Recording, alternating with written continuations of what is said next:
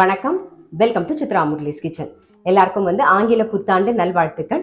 இன்னைக்கு நம்ம என்ன பார்க்க போறோம் அப்படின்னு பார்த்தீங்கன்னா, கேரட் கீர் பண்ண போறோம். அதுக்கப்புறம் பூசணிக்காய் சாம்பார், கோவக்காய் காரக்கறி, இதுதான் நம்ம இன்னைக்கு பார்க்க போறோம். இந்த பக்கம் குக்கர்ல நான் என்ன பண்ணிருக்கேன்னா, பூசணிக்காயும் ஒரே ஒரு பச்சை மிளகா கொஞ்சம் மஞ்சள் பொடி போட்டு தண்ணி விட்டு வேக வச்சிருக்கேன். அது வெந்துட்டு இருக்கு.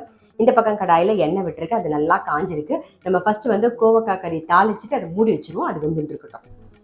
கொஞ்சம் உளுத்தம்பருப்பு, கடுகு, கருவேப்பிலை, கட் பண்ணி வச்சிருக்கிற கோவக்காய், கொஞ்சம் மஞ்சள் பொடி சேர்த்துக்கலாம்.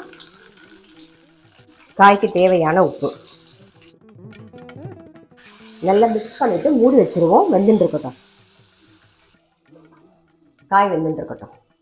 இப்போ அடுத்தது கேரட் கீர் தான் பண்ண போறோம். அதுக்கு கேரட்டு ஒரு 5-6 முந்திரி பருப்பையும் போட்டு பால் விட்டு வேக வச்சு ரெடியா வச்சிருக்கேன். இங்க பாருங்க,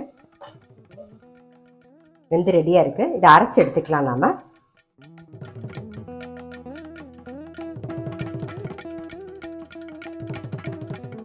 வேக வச்ச கேரட்டு முந்திரி பருப்பு அரைச்சாச்சு. இதில் சேர்த்துருவோம். காய்ச்சின பால் சேர்த்துக்கலாம். நாம இப்போ அடுப்பு பற்ற வச்சு ஜஸ்ட் ஒரே ஒரு கொதி வரட்டும். கொஞ்சம் ஏலக்காய் பொடி சேர்த்துக்கலாம்.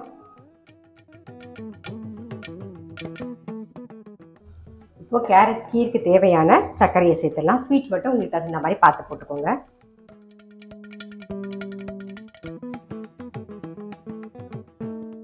இப்போ நம்மளுடைய கேரட் கீர் ரெடி ஆயிடுது. அதை நம்ம ஆஃப் பண்ணிடுவோம். இந்த பக்கம் கோவக்காய் கறியும் வெந்துடுது. அதுக்கு காரம் சேர்த்துடலாம். வரமிளகா பொடி, கொஞ்சம் பெருங்காய பொடி சேர்த்துக்கலாம். நல்லா மிக்ஸ் பண்ணிட்டு அரிசி மாவு சேர்த்துப்போம்.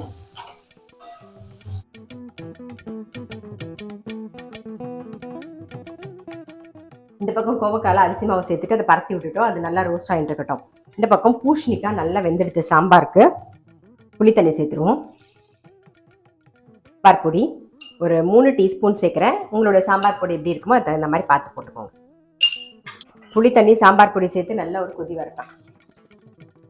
புளி தண்ணி நல்லா பச்சை வாசனை போக கொதிச்செடுத்து இங்கே தோரம் பருப்பு, கொஞ்சம் மஞ்சள் பொடி, பெருங்காயம் போட்டு வேக வச்சு ரெடியாக வச்சிருக்கேன். ஒரு 2 கரண்டி தோரம் பருப்பு, அதை இதில் சேர்த்துருவோம்.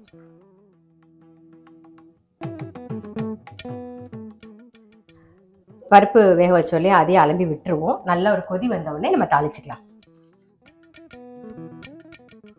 சாம்பாருக்கு தேவையான உப்பு போட்டுடலாம்.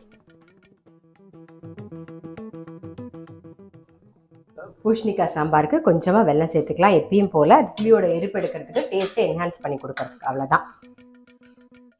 கொஞ்சம் எண்ணெய் விட்டுக்கலாம். சாம்பாருக்கு கடுகு வெந்தயம் தாளிச்சிருவோம். கொஞ்சம் கருவேப்பிலை. பூசணிக்காய் சாம்பாரும் ரெடி. இந்த பக்கம் கோவக்காய் கறியும் ரெடி ஆகிட்டு ஆஃப் பண்ணிட்டேன்.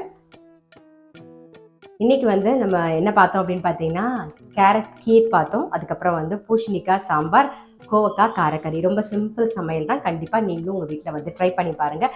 திரும்பவும் எல்லாருக்குமே ஆங்கில புத்தாண்டு நல்வாழ்த்துக்கள். நான் அடுத்த வீடியோவில் சந்திக்கிறேன்.